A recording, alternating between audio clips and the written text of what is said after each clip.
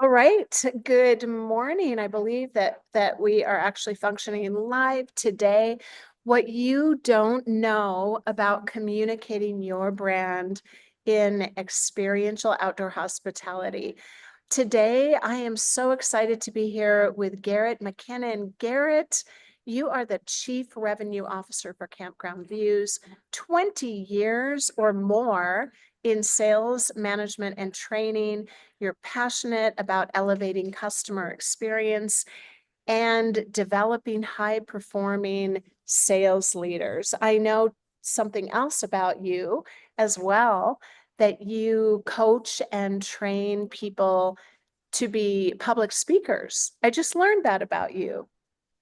Yeah, Does yeah, not fun little stat. surprise me. Yeah, it does not surprise me at all. I think you're probably wonderfully fun to work with too. And you're obviously amazing at what you do. So, welcome. Thank you for being here today. Awesome. Thank you for having me. And yeah, there's probably a few more things, as we get to know each other a bit more, you'll learn about me. But yeah, I've been very fortunate to have the opportunity to train hundreds and hundreds of commission-based sales reps in my career. You kind of get to that point where you're at 20 plus years, you're like, oh, I've been doing this a really long time. When it's year 7 and 8, you feel like you're still doing it. And I'm like, have I really been doing this that long? And I have. And I think the cool thing about it is that I still enjoy it. I still love coaching people, working with people, Yeah. seeing entrepreneurs grow, business people grow. So that's how I know I'm doing the right thing for me, is because I still love doing what I do every day. Yeah, that is wonderful. Well, sales, I love sales because it's about service. It's about people. And so many people balk at that term. But when you really understand it, it's a very kind of sacred thing in my mind. Like it's what opens doors, it's what drives business, and it is the vehicle for service, to be of service to others. That's what we're all about, especially in hospitality. And outdoor hospitality is the fun version, the super fun of Exactly. Yeah, hospitality. no, I'm having a lot of fun in the camping industry and the world that we're Yeah. playing in right now. I've sold different things over the years, but you're right. There's definitely a stigma around the word sales, both for the person that's, trying to sell the product and the person trying to purchase the product as well, Yeah. right? So it is Unless interesting. I'm going to interrupt you on that, because unless you're a salesperson, and don't you love being sold more than anything? Like, I don't know about you, but if I want something and the person won't facilitate my ability to buy it, I just feel like so disappointed, or I'll just leave and go somewhere where they really want me to buy something because Definitely. it's fun. I mean, that's what we're looking for. So, anyway, Definitely. I don't I know what we're all looking completely for. We're agree. all looking for experiences outdoors when it's warmer. So let's Yeah. get into this today. Every Wednesday, we come to all of you through Talk About TV, and Evolve Lodging actually sponsors this episode. And we share something that you don't know about experiential outdoor hospitality that can serve you in elevating your property and accomplishing what you want for your guests. So, Garett, let's talk about this. What about communicating with people and promoting your brand, marketing, whatever you want to talk about? There's a whole menu here.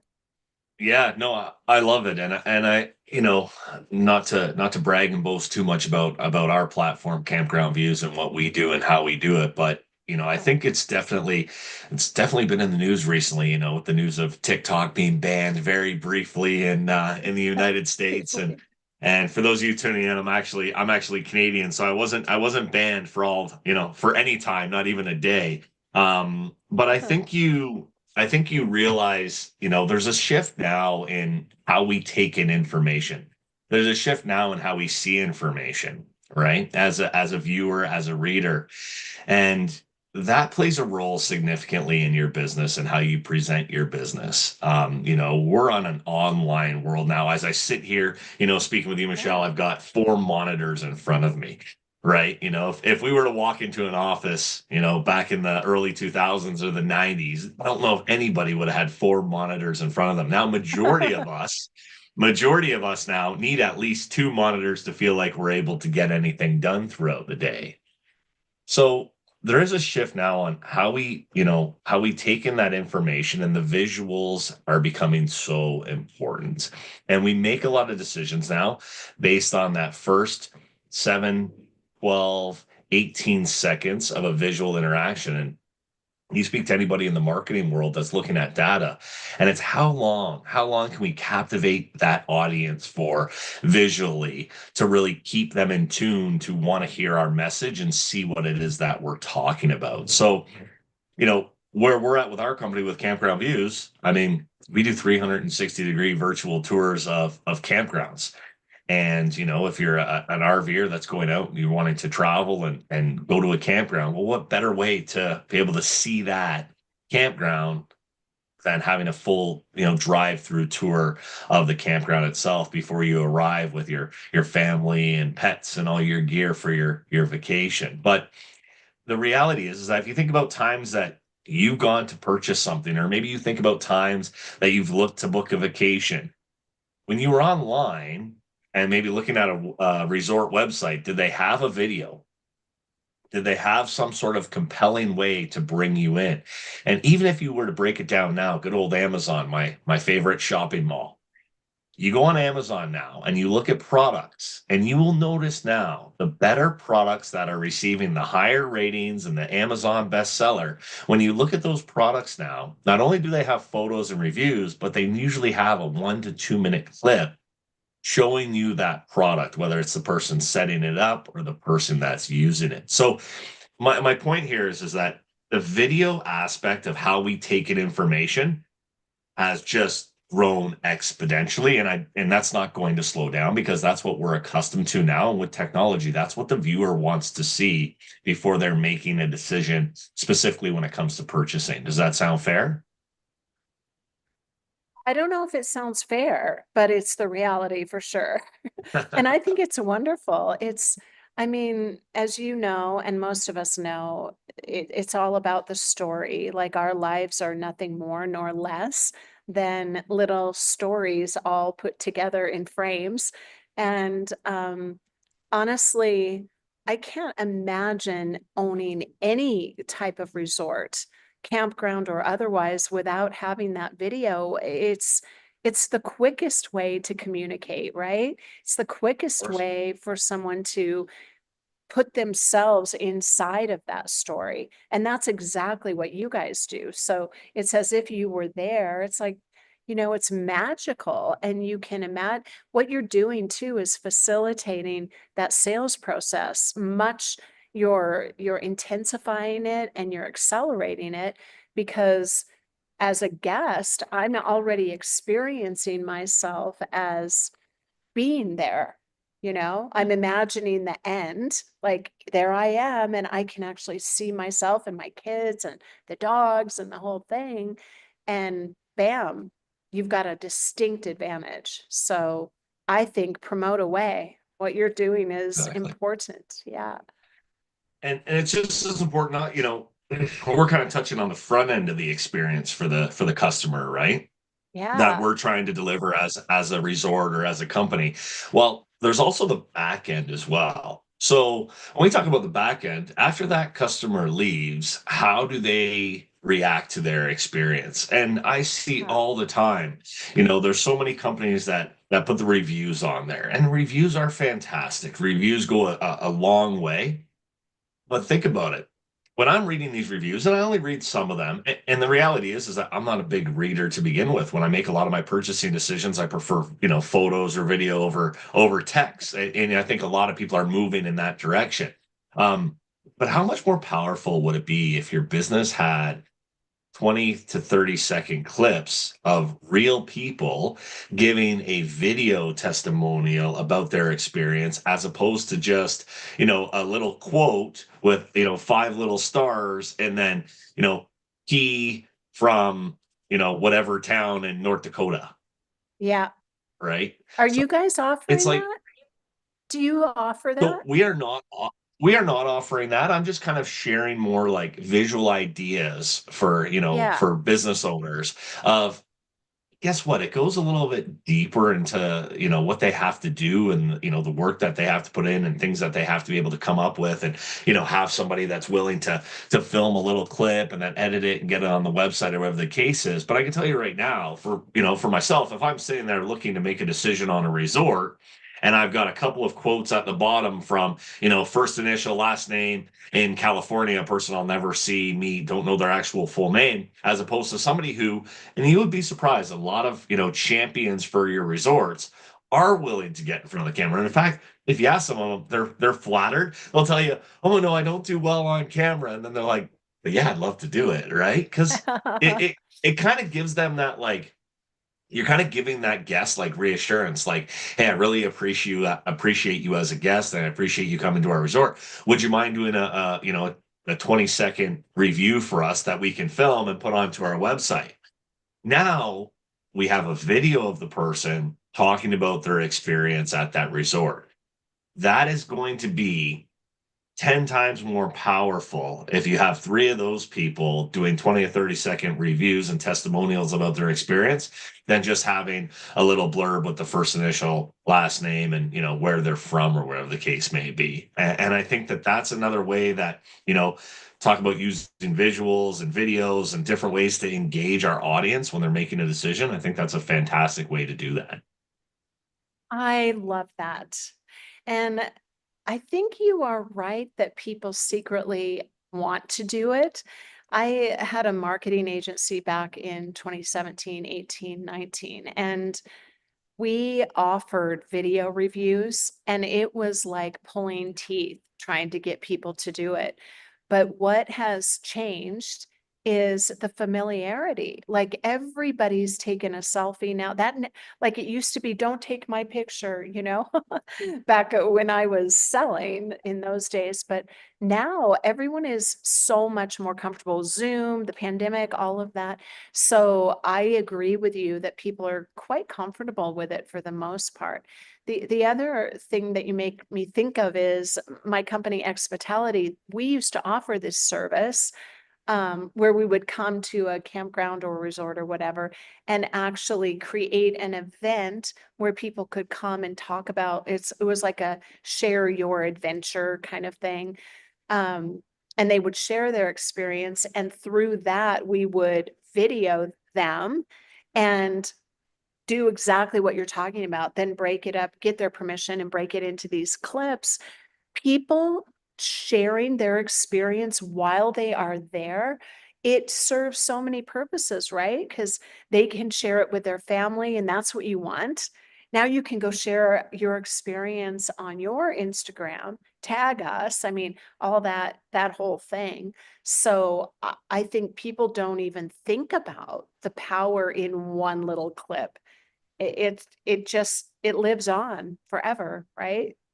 It does. And we are moving towards a society that you're right is definitely more comfortable with, a camera in their face, right? 20 Yeah. years ago, it wasn't a thing. Now everybody is got their phone out at different events. They're taking photos, they're taking selfies.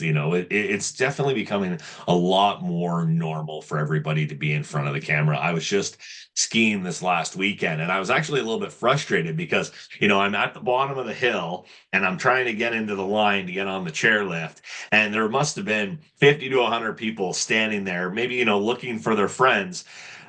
But as I stood there and, I was just trying to get on the lift, I'm looking around and people have their phones out at the bottom of the ski Yeah. hill, whether they're taking a picture of the hill or they're filming for their friend, or maybe they're trying to track a friend down on the hill. But again, it was just one of those moments where I kind of stopped and I looked around. I thought, geez, first of all, there's a crowd, which is like, what's going on? There's a lot of people here. Then when I looked a little bit deeper for a second, because, I was a bit frustrated by the lineup, I was like, everybody's on their phones, right? Everybody's on their phone. Yeah. So, again, we're in a society where it is kind of more normal to be in front of the camera or on camera. Now, that being said, from an owner operator perspective, you also have courage. You have to be courageous to be able to walk up to a guest and ask, right? So, this is where it's important for you to understand how you present yourself to your guests at your resort, right? And some people say, "Oh, I don't like talking to my guests." Well, then maybe you shouldn't be in the guest business, right? Like, I don't like talking to people. Well, I hate to say it, but you're in the people What? business. Yeah. Okay. Yeah. And that does happen. Now, that being said, listen, you don't have to go and ask them for their whole life story, but you have to go and ask them and to maybe share their experience with you. So it doesn't take much. And for some people, some people are uncomfortable maybe walking up to a guest or walking up to somebody and maybe asking for assistance, right? We've all been in a store before. You walk into a clothing store and the customer service rep comes up and says, "Hey, how you doing today? Can I help you find anything?" And what is 95% of our reactions? What do we typically say to that person, Michelle? I mean, I always ask them to help me. I tell them what Oh, I you do. want. Oh, Oh, totally. Yeah. you're the 5%, I'm looking for this. I like the attention. I like the concierge. I mean, I want your help yeah, I go and I usually like, especially clothes or makeup or but I am that person. Like I go to dinner right? and I know everybody, all the staff by the time I leave, like I want to engage and I'm See, interviewing them and everything. So I think that maybe I'm weird. I don't know. I'll shop with you because you're Uh, efficient shopper. When you go in, that's what you do though. If you go in and you tell them what you're there for and you ask them for assistance, that's what they're going to do. They're going to walk you to the right section of the store, exactly. and you're not walking around. 95% Right. of people that walk into a store though, when they get approached, they go, "Oh no, I'm just looking. I'm okay." Okay. I Right? honestly, that seems ridiculous to me that people would do that. And it does to me. But I'm of the 5% like you, where it's like, yeah, this I'm yeah, looking it's for a pants. Where's the personality pants? thing. Or some people just want to be left alone. That's true. I went shopping with my son when he was here, and he's like that. And he's embarrassed that I'm Yeah, seeking assistance. Could you find me some great gloves? And then you have someone at your service, and they're digging in the back and find all these great deals. But exactly. yeah, I agree. I'm sure that that's true, that most people Yeah. don't. Okay, No, so you and I being outgoing people are that type of personality. But for the rest of the folks that don't really have that personality, when you're going to go and walk up to somebody and basically, approach them, kind of cold, we'll call it, it's a cold yeah. approach.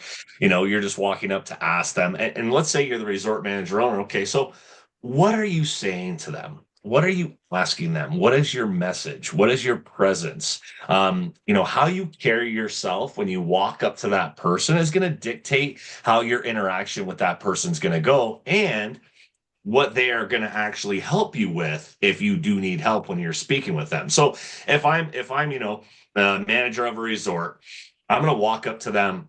I'm going to be dressed professionally in my company logo or company uniform, whatever the case is. I'm going to have a Yeah. smile on my face because if I walk up to somebody and I have a nice smile on my face, that means I'm approachable. I'm probably happy. I'm having a good day. You're right. And if somebody walks up to me with a smile on their face, I'm much more inclined to want to engage that person or have a conversation with that person as opposed to somebody that walks up looking a little bit frustrated or angry, like they have to walk up and talk to me. Does that make sense? Of course. Yeah. Right. So then from there, it's okay, well, what's the interaction? What are we saying to that person? What are we saying to that guest? Right. So there's different ways that you can engage somebody to bring their guard down, to bring their barrier down, to bring their heart rate down, right? Sometimes you walk up to somebody, you have a conversation with them, and you maybe you catch them off guard or whatever the case may be, and then their heart rate's a little bit high. So we want to be friendly. We want to be calm when we speak to them. We want to be polite when we speak to them, well mannered. And basically, we want to go and engage them in a way that shows them, hey, we care about you. We care about you being here. If you enjoyed your experience here, could you do me a favor and give me some feedback on that experience? And hey, do you mind if we record it so we can share it with other guests so people like you can come here and enjoy their time with their friends and family? Would that be all right with you? And so when you're approaching these people in kind of a calm, excited, fun manner, in the sense that you're doing it with the right intentions, why are you asking these people? Your intention is, hey, you just had a really great experience, and I want to get you to share that with others so that way they can have that experience as well. Here's the great thing about doing this at your resort. If they didn't have a great experience, what can you do for them? You can Make it make it right. right. You can over deliver. Yeah, for sure. That's your biggest opportunity. Yeah. Exactly. You want to And open the door for feedback and communication. absolutely. And a really big important thing to that is that if you can actually solve their frustration on their experience right then and there, Yeah, you know where that negative complaint or negative attitude towards your resort, you know where it's not going to end up showing up right. On online. Google. Right. Exactly. Yeah. Exactly. Right. So this is where, again, not only are you going out and you're speaking to these people as a, a resort operator, you're speaking to them and then asking them to, do something that's going to spread joy for your resort and bring in more results. But you're also then making sure that anything that's negative or anything that they didn't enjoy about their experience, you're nipping that right then and there, you're resolving it, and you're not allowing that to get out into the world because as we know, once it's online, it doesn't take much. I know Yeah. people, they see one star review and they think, oh nope, they got a 1 star review. Listen, It's we true. can't please we can't please everybody in the Yeah. hospitality industry, Michelle. We just can't, right? So, but what we can to do that we can is interact, understand, engage, and then over deliver it in ways that make the client feel comfortable and really enjoy their experience with us. Yeah, I love this so much. It brings back a lot of memories of just hearing you talk about this because I think like I used to own a restaurant and a big tourist event business.